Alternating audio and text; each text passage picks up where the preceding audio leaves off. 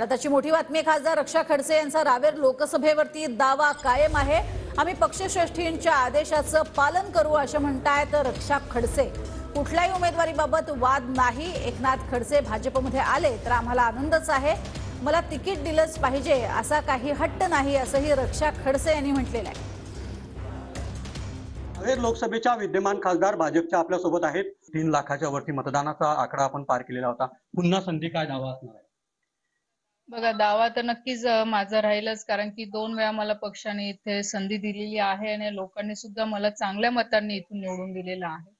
पण शेवटी आता उमेदवारीचा जो विषय आहे ते पक्ष संघटना आणि वरिष्ठ नेते ठरवतील आणि जो काही आदेश आम्हाला दिला जाईल त्या अनुषंगाने आम्ही सगळे पदाधिकारी असो किंवा कार्यकर्ते असो, आम्ही सगळे लोक काम करू। मी आधी पण सांगितलं की संघटना जे काही आदेश देतील त्या अनुषंगाने आम्ही सगळे लोक काम करू।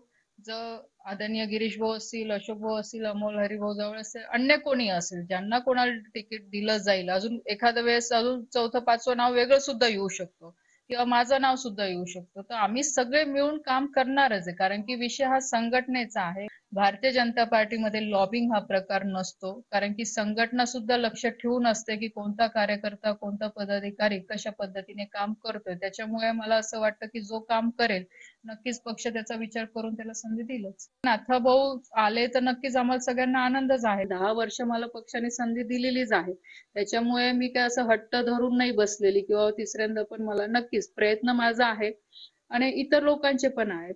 गोरे, युनियन मराठी, मुक्ताईनगर, जळगाव।